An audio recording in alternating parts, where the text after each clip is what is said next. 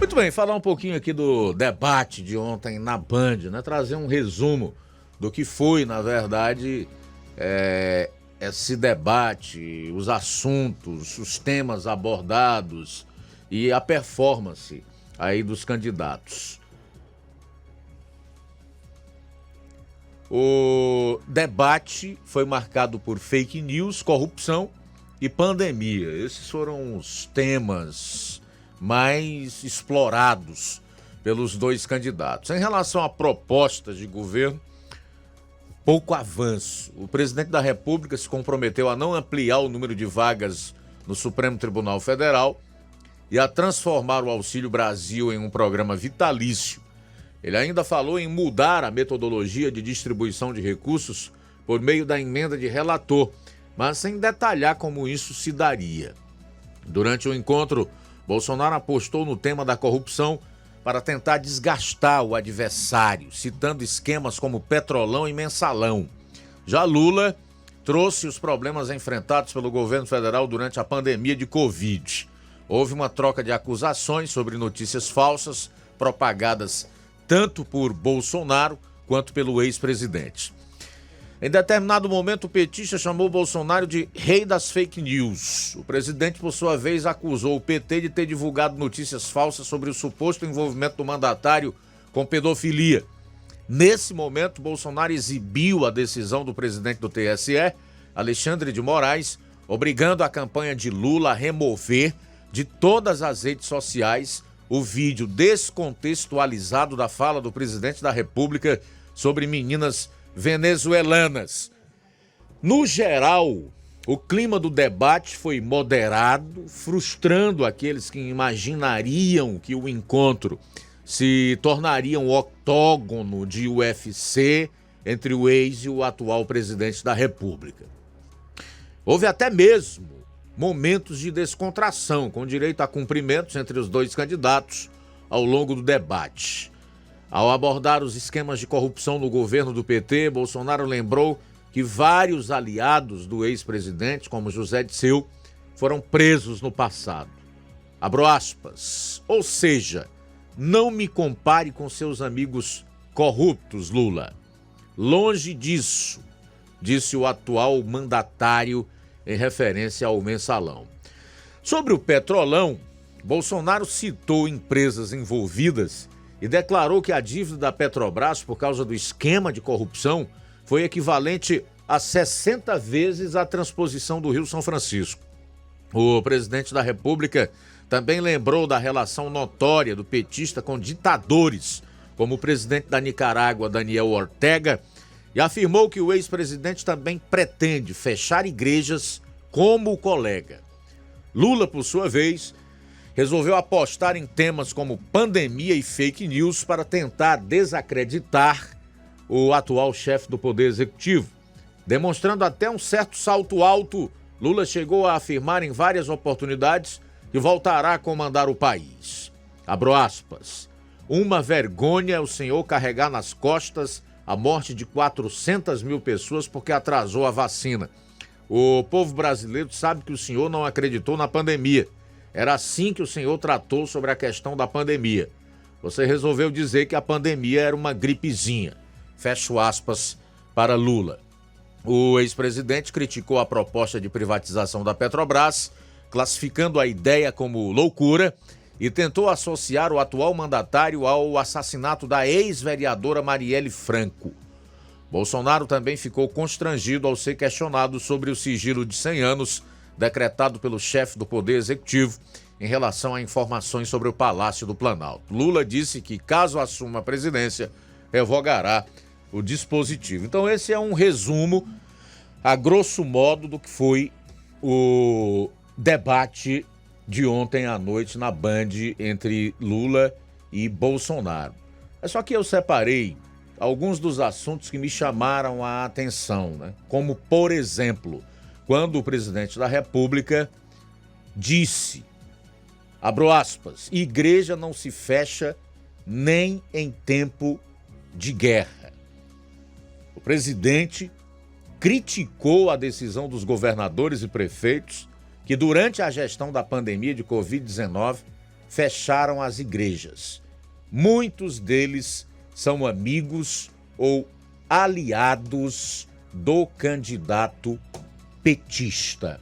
Muito bem, em relação aqui, eu já quero abrir um parêntese, né, fazer uma ressalva para dizer o seguinte: há muita gente que não acredita que o país pode virar uma ditadura, dependendo do resultado dessas eleições presidenciais. Embora possa haver uma resistência no Congresso Nacional, que tomará posse no dia 1º de janeiro, especialmente na Câmara e aqueles onde houve uma renovação no Senado Federal. Por que eu disse para não duvidar do que essa gente é capaz de fazer? É só você voltar um pouquinho no tempo. Veja o que eles fizeram durante a pandemia, com a justificativa de estar enfrentando a disseminação do coronavírus, o agente causador da Covid-19, ignoraram completamente a lotação nos ônibus e nos meios de transporte coletivo, especialmente nas grandes cidades, e partiram para cima do trabalhador e também para pastores, padres, enfim, fechando templos religiosos. Eu, sinceramente, não duvido e não arrisco essa liberdade que nós temos, que é de cultuar livremente, conforme garante a nossa Carta Magna, a nossa Constituição, o nosso Deus. Então, esse é um aspecto que deve ser considerado e levado muito em conta pela sociedade brasileira no dia 30 de outubro. E ver quem dos dois candidatos realmente defende o conjunto de liberdades e garantias fundamentais que estão previstas no artigo 5º e nos seus incisos lá na Constituição de 1988. Dentre essas liberdades individuais estão a liberdade de culto religioso, a liberdade de expressão e o livre trabalho da imprensa.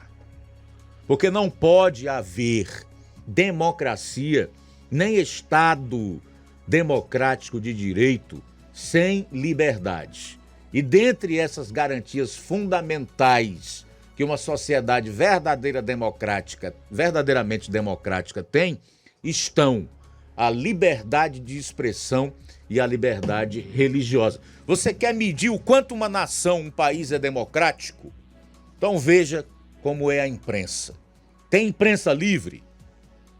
Tem censura? Então já comece a desconfiar. Porque hoje o seu PT, e é bom dizer isso, deixar muito claro, e eu não sou de falar nada nas entrelinhas, eu gosto de falar diretamente, de uma forma que todos possam entender, está pedindo o bloqueio de 47 contas de conservadores no Twitter, dentre essas de veículos de imprensa centenários, como é o caso da Gazeta do Povo, pedindo o fechamento de uma emissora que tem 80 anos de idade, que é a Jovem Pan. Então eu não posso, em hipótese nenhuma, até porque não sou maluco, tampouco ignorante, sei medir aquilo que eu vejo e que eu ouço, acreditar que quem censura, que quem ameaça as liberdades de um povo, queira construir um país democrático. É ao contrário. Todo mundo sabe que uma pessoa, que um indivíduo, que qualquer que seja o segmento de uma sociedade, especialmente o político, você tem que medir não só pelas suas falas, mas principalmente pelas suas ações. Veja com quem anda, quais são os seus projetos, o que defende e, de fato, o que pratica. Fala em democracia, mas realmente as suas atitudes são compatíveis com quem realmente é democrata? São 13 horas e 31 minutos em Nova Russas, 13h31, esse é um ponto. O outro que eu separei aqui nem poderia ser diferente em relação a esse debate, depois do resumo que eu fiz para você, é relacionado à declaração do ex-presidente, quando o presidente falou da sua relação com o presidente da Nicarágua, o ditador Daniel Ortega. Preste atenção nessa declaração do Lula. Abro aspas.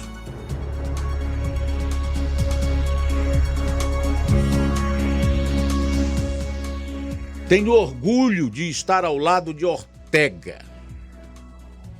Aí ele colocou aqui a situação. Foi por ocasião das comemorações sobre a derrubada de poder da Nicarágua. Ele deu essas declarações após ser questionado pelo presidente Jair Bolsonaro, que listou ações de Ortega contra padres e igrejas. O ditador da Nicarágua, Daniel Ortega, está sendo acusado de fechar igrejas, veículos de imprensa, até a CNN já foi lacrada lá na Nicarágua, e mandar prender religiosos. Ontem estava estampado em todos os jornais, nos principais sites brasileiros, a prisão de um padre lá na Nicarágua, determinada pelo regime do ditador Daniel Ortega, que está no poder desde 2007, vencendo eleições e, para isso, mandando prender opositores, aparelhando o judiciário e etc. O projeto é o mesmo. Aí eu te pergunto, quem elogia esse tipo de gente? Ou quem anda tão mal acompanhado tem boas intenções? Ou as suas intenções são democráticas? O que é que você acha?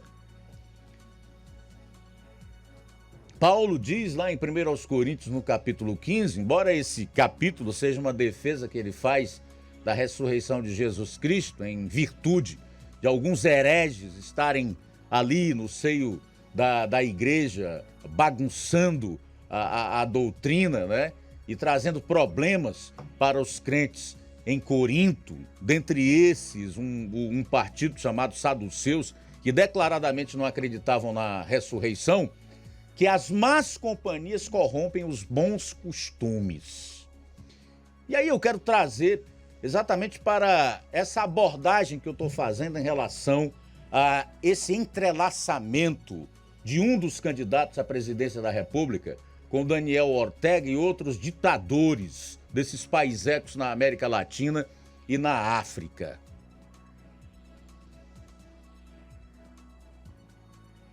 Tem um ditado que diz: diz-me com quem tu andas que eu te direi quem és.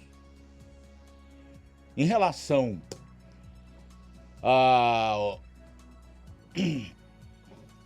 às más companhias corromperem os bons costumes, eu não sei aí no caso do Lula e do Ortega quem corrompe quem. Se um dia um desses dois elementos já tiveram bons costumes. Mas o fato é que é algo para que a gente avalie realmente.